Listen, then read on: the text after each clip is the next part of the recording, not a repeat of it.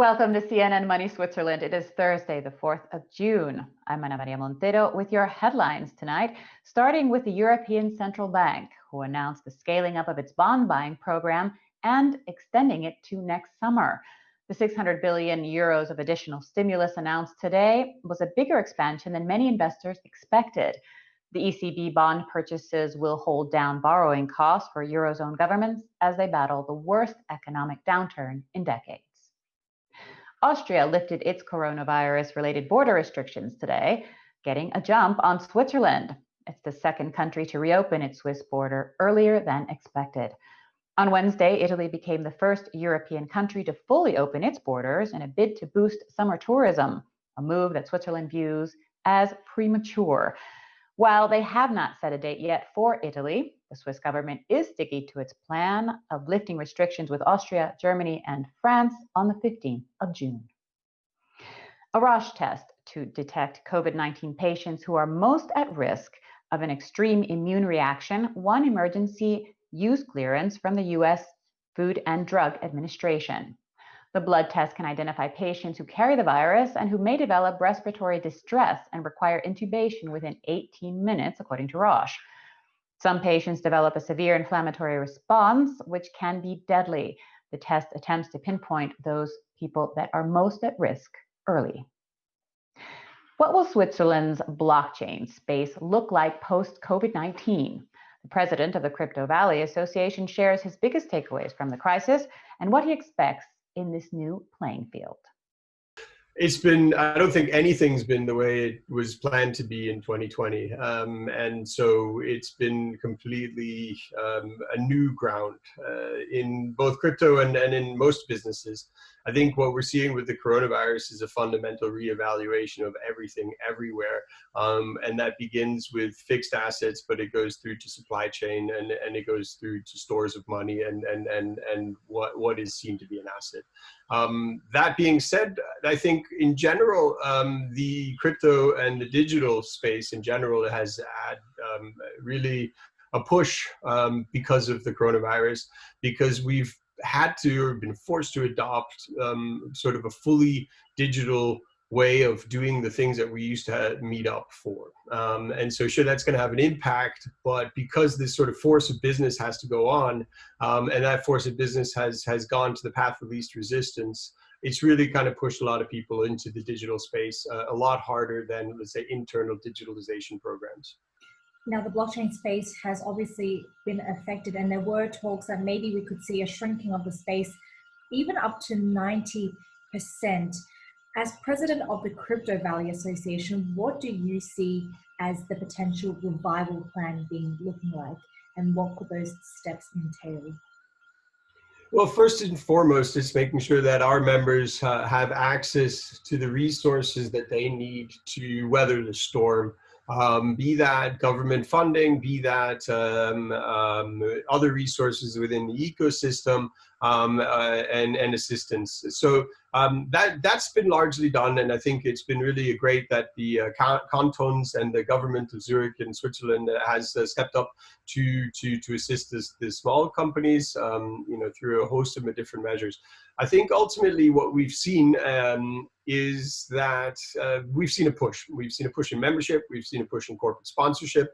We've seen growth on both fronts, and we've been able to capitalize on what we call the online series, because what's happening is that we're getting 400, 500 people together on these online discussions with 60 different countries represented, where you have Argentina discussing with Canada about stablecoins. So this push online has gotten people to look for venues where new information comes from, where they used to get it from their regular sources. The regular sources are all closed and you can't travel for those anymore. So what we are in our hearts is really an information source around changing regulations, around where to go and what to do. And that's been a real push. So that increased attention has actually helped the whole spectrum of people that we have. But sure, fair enough, there are companies that are struggling with the lack of being able to travel, being able to do business development. You have to think about it like this, right? If you're in a startup and you're an entrepreneur, coronavirus is just one of many reasons you're not going to make it. right? I mean, you've got 9 out of 10, startups fail for all kinds of natural reasons, being they miss the business market, they don't have the business acumen, they don't have the technical wherewithal, they don't have the right teams, they don't have the right business opportunity, all the regular things why venture capital is risky and startup business is risky itself. That being said, most of these companies aren't relying on revenues, and most of them already have a burn rate. So the only thing that could be pulled away as far as a rug underneath the startup's feet is that venture capital stops completely. And people can't get the next round of funding because venture capital is dried up, they fume out, and then there's nothing more. So that's also kind of not really anybody's fault other than the startups, because you have to start fundraising 6 months in advance. And even in the best of times, this is a sort of a March till June thing or February to June thing. So the impact, I think, at least immediate, is you're not going to see closure of businesses that probably wouldn't have already closed, let's say in the 3 months. What you might see, however, and this is probably where it hurts more, is more sort of the 18 to 24 month outlook, where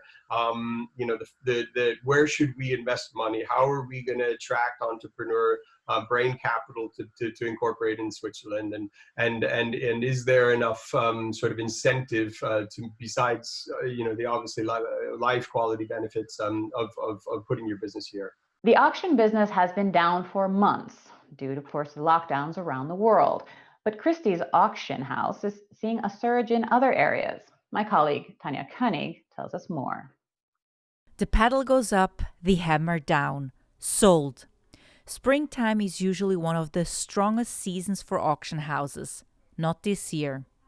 But as auctions were cancelled or postponed, other parts of the business grew stronger. François Curiel, chairman of Christie's Europe and Asia, who has been with the company for almost 50 years, says there was still plenty of opportunity. We didn't want to remain doing nothing, so we organized online sales. We had a system to organize them, but we didn't have so many, so suddenly we organized many online sales, and our private sale business took up. And we've done some very important deals during these 3 months of confinement. So now with fewer auctions, private sales, which are basically the opposite of selling and buying in front of an audience at auction, are outperforming. We are at the moment 120% over in terms of private sale over the same period last year. There were transactions from the lowest one was $4,000 and the biggest one $40 million. I read on Artsy that many sellers that are now selling through you in a private sale, they actually want to be ensured that their piece is going to be shown online, which is kind of ironic because a few months ago, what they wanted was absolute confidentiality. So how has this attitude changed towards online? I'm not sure it has changed a lot, but when a client approached us to do a private sale, it is because he wanted to be total confidentiality, not the entire world to know that he was selling the picture, and he wanted a very confidential transaction. That was fine until about 3 weeks ago. The owner of a 1972 Picasso gouache approached us for private sale. We said, fine, we're ready. We agreed on the price. And then he said, but one condition, I want you to put it on the net. So we said, yes, but if we put it on the net, it won't be a very private sale anymore. It doesn't matter. I want it on the net. And it's been there and been featured online for about 2.5, 3 weeks now. There's quite a lot of interest, but we haven't sold it yet. So here is someone who wanted us to do something completely different from what we've done in the past. With the auction business having such a thin margin, do you see any shift towards more private sales just to make sure that the company can make some more revenue? If I want to think about what will change in the future, private sales will be, which at the moment are 10-12% of our gross sale. I wouldn't be surprised if they are 15-20% soon and even more, because there is more and more interest in private sale. Many clients come to us and say, I don't want to wait for an auction. I want to sell my work right away. Other clients wish to buy a picture, but do not want everyone to know that when they go to dinner to their house, oh, was it you who purchased this picture for $1,255,652? So I think private sales have a long way to go and will be developed. It's one of the strategy of our company. And to replace the missed auctions in spring, Christie's is holding a big event called One Global Sale of the 20th Century. It will take place in 4 different cities, kicking off at 8 p.m. in Hong Kong on July the 10th, moving in real time to Paris, London, and New York. Tanja König, CNN Money, Switzerland. With COVID-19 and the postponement of the 2020 Olympic Games in Tokyo, international sports federations are facing financial challenges, leaving many to question whether the international sports federations will in fact stay in Switzerland. Francesco Ricci-Bitti, president of the Association of Summer Olympic International Federations, is positive that they will. He tells our sports correspondent Matt Layton that even though Switzerland is a very expensive country, Lausanne is the center of the universe in terms of Olympic sport. Let's take a listen. I would say that they've been hit very hard because obviously competition postponement, cancellation, development program on hold, and also the security of all the athletes, organization, and so that forced them to prepare protocol for this. And what about the support mechanism they're being offered? Because obviously we've read that the Swiss government, the IOC, are offering some sort of loans. How has that been received by the federations? Very well. Obviously not all very good. They look for that. I would say 2/3. And on the government side, we have 2 kinds of scheme. One is the unemployment, the temporary unemployment support scheme, or permanent unemployment support scheme, and the other one is obviously free loan. The IOC also free loan. So we act in both directions, and I think around 2/3 took the opportunity. So they physically, some federations have been taking advantage of this scheme, and that's mainly because they're expecting to have some big inflow of cash at the end of the summer, which clearly is not going to arrive there. Obviously, the issue is cash flow, and this, especially the free loans, try to solve this. Obviously, it's a matter of time. I hope the time is not so long, and they not last so long, but cash flow was the key problem. Do you think all the federations are going to survive, or will they have to, in 6 months' time, will they have to lay off staff? But I believe that in general, I would answer generally, the financial situation of the federation sounds very positive. We have a federation with reserve, other with less, but reserve enough if this COVID, again, the period, the duration of this crisis is very important. But if it's, as it is expected, getting better, I think all the federation could survive, in my opinion, very well. A lot of the federations do or have historically relied on the support of the IOC. And we've seen in the last 15 years that level is coming down quite a bit. Do you think it needs to come down further?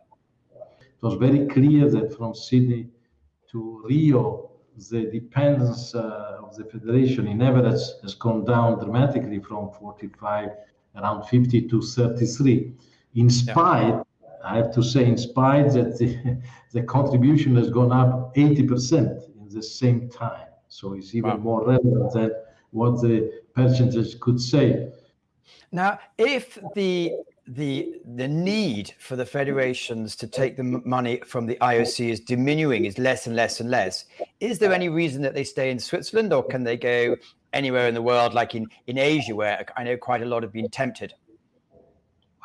This is a very good question that was raised many times with the Swiss authorities. So there is some intangible value here. Switzerland is a very expensive country, but Lausanne is the center of the universe in terms of Olympic sport, at least. This is a big advantage. I'm talking from this Maison de Sport, and this is a place where you see really even the world are breathing sport, young people, young activity. So I think there are many, many value to be here. On the other side, there could be very attractive proposition from country far away. So you have to balance what is the federation, they do very freely this decision, and it depends also from their history. And that's it for tonight. Don't forget, you can find all of our content on our website. cnnmoney.ch is the place to go, and you can stay in touch with us via all of our social media platforms. Thank you so much for joining us, and we'll see you again tomorrow.